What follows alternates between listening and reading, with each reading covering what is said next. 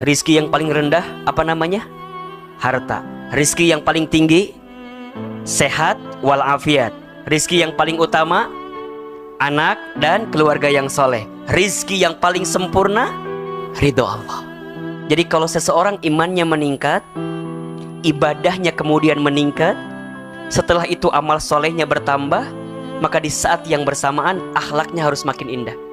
Senyumannya terpancar, tatapannya penuh kasih sayang, tidak benci sama orang, nggak dengki sama orang.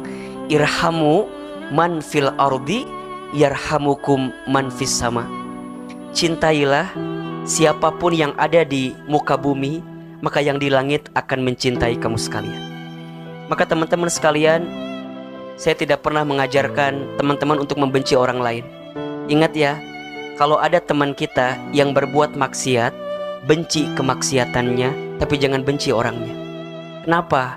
Kalau di hati kita tidak ada kebencian kepada orangnya, akan selalu ada doa yang kita berikan untuk orang tersebut. Karena siapapun di antara kita selalu punya harapan untuk menjadi lebih baik daripada kita yang sebelumnya. Maka kita minta sama Allah, ya Allah, kita pengen diberikan nikmat sehat, karena itu adalah rizki yang paling tinggi. Yang ketiga ada rizki yang paling utama. Apa itu? Anak yang soleh atau keluarga yang soleh.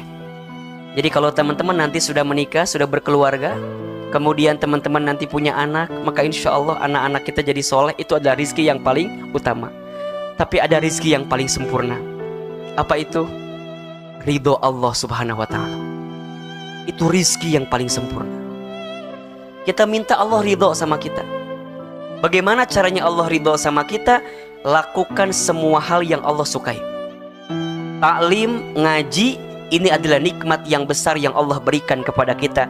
Maka kita minta kepada Allah, ya Rob, berikan hamba kemampuan untuk bersyukur atas semua nikmat yang Kau berikan kepada kami.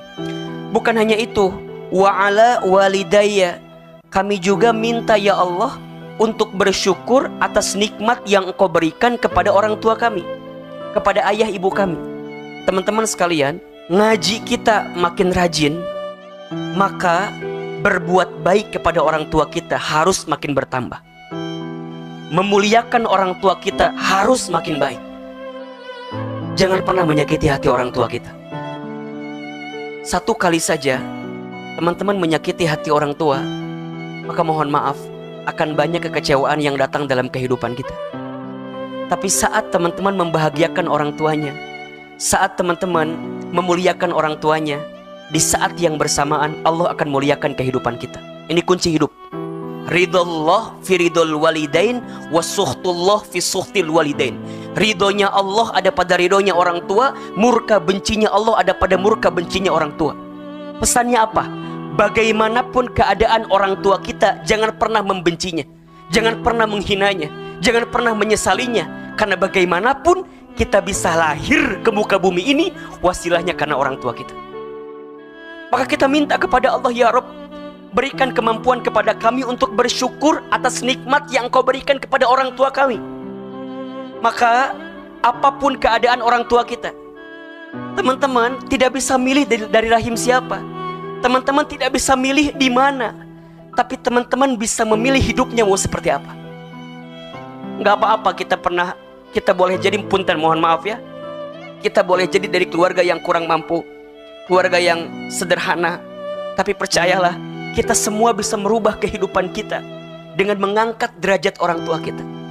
Maka jangan pernah benci sama orang tua kita, jangan pernah menyesali keadaan orang tua kita. Karena bagaimanapun tidak ada orang yang paling sayang kepada kita pertama kali kecuali orang tua kita. Tidak ada orang yang pertama kali mengajarkan kita bicara kecuali ibu dan ayah kita. Tidak ada orang yang paling bahagia pertama kali atas kelahiran kita kecuali orang tua kita. Maka jangan pernah menyakiti hati orang tua kita. Kalau masih ada, pegang erat-erat, peluk baik-baik. Kalau belum bisa membahagiakannya, maka jangan pernah menyakitinya. Ini kuncinya.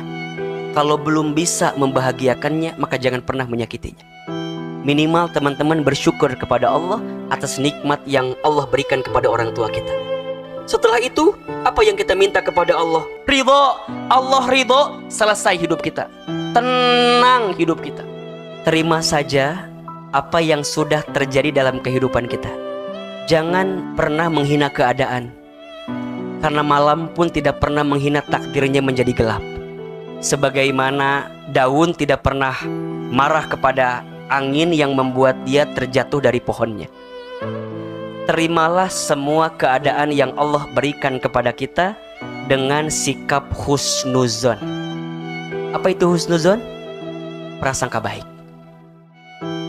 Terima saja. Kalau kita nggak nerima, boleh jadi yang menghambat kebaikan datang kepada kita bukan karena keadaannya, tapi karena sikap hati kita yang tidak bisa menerima apa yang Allah datangkan kepada kita. Gelisah itu muncul karena tidak bertemunya antara harapan dan kenyataan, kan?